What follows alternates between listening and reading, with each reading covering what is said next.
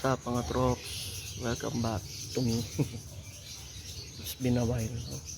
I think yung huling video ko is parang birthday ko ng September. And then this is ito na yung ulit. Gusto ko lang pong mag-testify, no?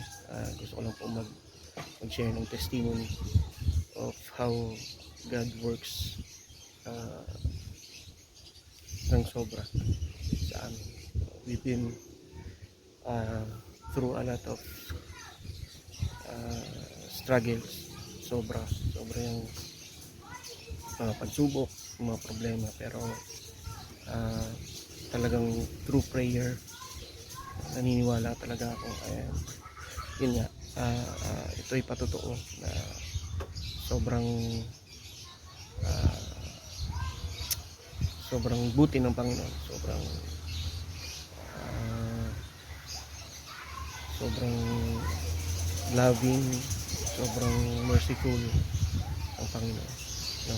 We've been through, ako personally, sobrang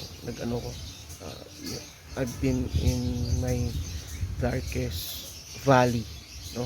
I've walked through my darkest valley sa buhay ko since February. Ito yung mga panahon na sobrang dilim ng pinagdadaanan ko, sobrang hirap, tapos sobrang negative ang pakiramdam. Pero ito rin yung mga panahon na unti-unti akong bumabalik sa Panginoon. Unti-unti kong ginagawa yung mga bagay na dapat ginawa ko na noon pa. So, I serve God since that time, February, no, through our church. Sobrang thankful ako, aking pamilya, ako personally sa Panginoon, dahil nilid niya kami dito sa church na kung saan meron kami ngayon. Hindi kami masyadong kilala, wala kaming any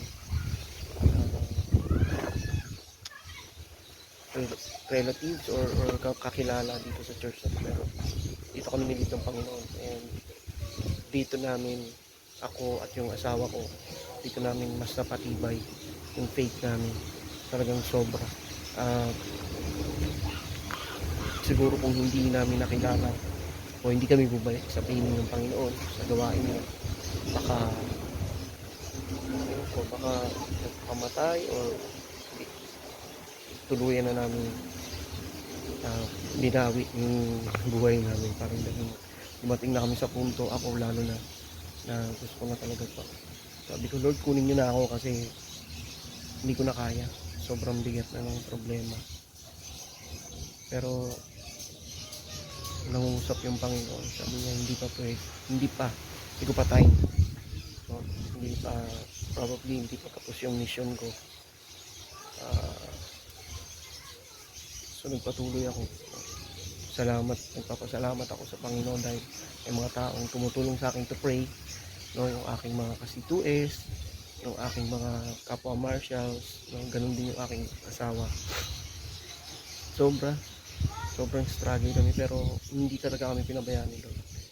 Financially, sobrang drain kami financially, no? Marami pa kaming utang kailangang isettle, marami kaming mga taong pinagkakautangan, pero every day, at the end of the day, talagang sinasabi ng Panginoon sa amin na huwag niyong alalahanin yung araw ng bukas, kasi hayaan niyo siya yung mag-alala sa sarili niya, parang gano'n. And kumapit talaga kami dun ako personally, kumapit talaga ako dun sa salita niya, yung life verse ko, yung I can do all things through Christ who strengthens me, Philippians 4:13. Yun yung lagi kong pinangahawakan. Yung pressure, yung negativities, mga challenges, struggles, talagang hindi mo pwedeng hindi isipin, no? Sobrang, alam mo yun, yung dilim ng paligid mo, dilim ng nilalakaran mo. Pero at the end of the day, you have to be thankful kasi nilid ka ni Lord. Imagine, starting February, every day, pumapasok ako sa trabaho. Araw-araw, 5 days a week. Kailangan ko ng pamasahe, kailangan ko ng pangkain. Walang income. Alam mo yun, yung hindi ka makakain kasi iniisip mo yung kinabukasan na. Pero sabi ni Lord, tinuruan kami ni Lord na hayaan nyo everyday. Huwag nyo isipin kasi ako yung magpo-provide. So, since February hanggang ngayon, yes, marami pa kami utang, marami pa.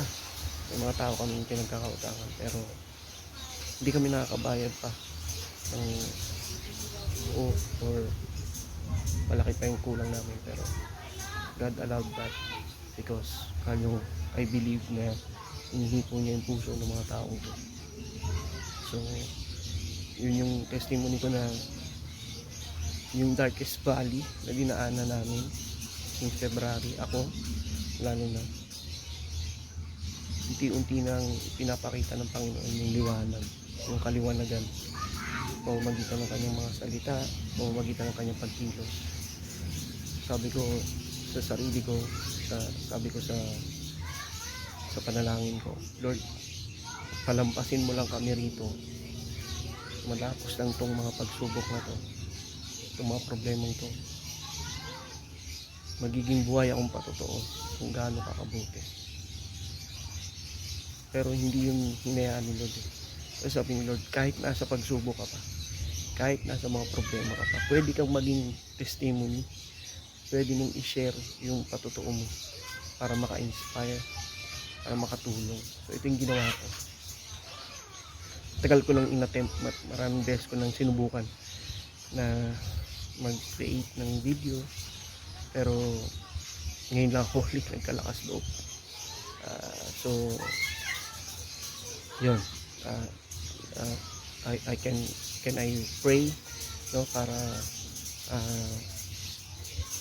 magpe-pray po ako para ma-express yung aking pasasalamat, yung aking panalangin, hindi lamang sa amin, sa akin, sa pamilya ko, kundi sa lahat ng mga makakarinig o makakapanood ng video na to. So, kailang Diyos, maraming salamat sa pagpapala, salamat sa buhay na binigay mo sa akin, salamat sa pagkakataon na magpatuloy sa buhay ng Panginoon. Despite all the challenges, all the struggles, difficulties, problems, Panginoon, hindi nyo hinahayaan na natalo kami bagos. Patuloy mong pinapaalala sa amin na kami ay blessed dahil meron kaming Panginoon, meron kaming tagapagligtas, meron kaming great provider, great healer, Savior. Thank you, Lord. Thank you for this day. Thank you for this opportunity to testify for you, for your goodness in all this life.